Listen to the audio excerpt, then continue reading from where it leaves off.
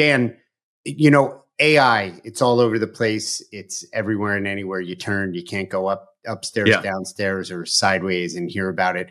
sure. A Whole New Mind, one of your books. And when AI and automation were emerging is kind of when it came out, or at least in my mind.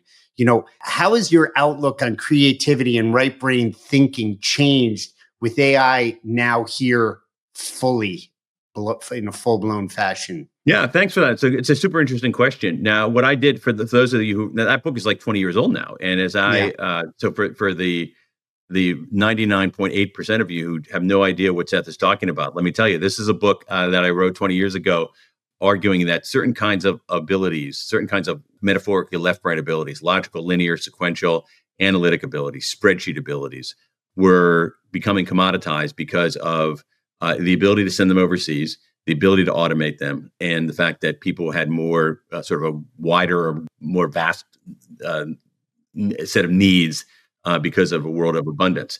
And so let's go to automation. The automation I was talking about was essentially software that could automate certain kinds of legal work, certain kinds of accounting work, that kind of thing. And my argument is that things that are more inherently creative, things that are more iterative, things that require empathy, inventiveness, big picture thinking, those are going to be more important because those are going to be harder to automate. And I was right, but I was also wrong.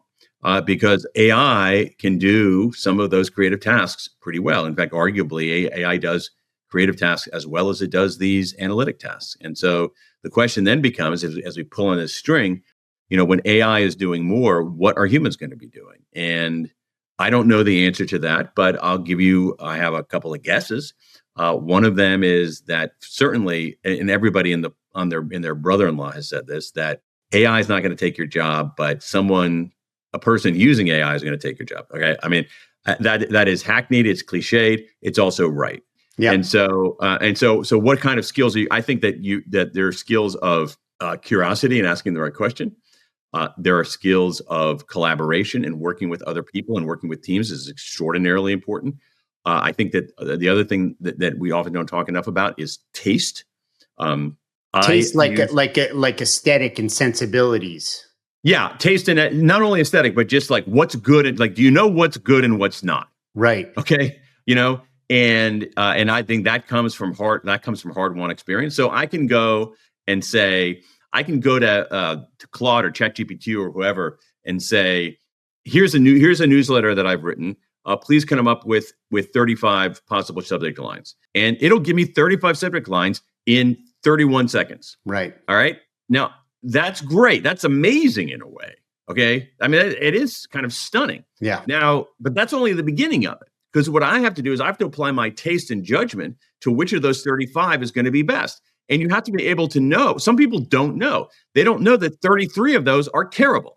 That one of them is pretty good. One of them is very good. But if you tweak it this way, it's going to be amazing. Yeah. And so that's what I'm talking about. That's what I'm talking about with taste. That's different from the job of I'm going to sit here and I'm going to conjure a few good ones. And then I'm going to take what I've conjured and make it a little bit better.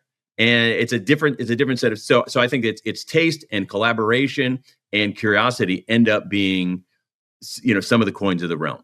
In your book, To Sell as Human, you do talk about asking questions. There's a whole section on that. Yeah. And dialogue. And, to your point about taste, one thing I thought of, you're at base camp at Everest and you have all this technology, the altimeter, what the temperature is, the wind, the forecast, GPS.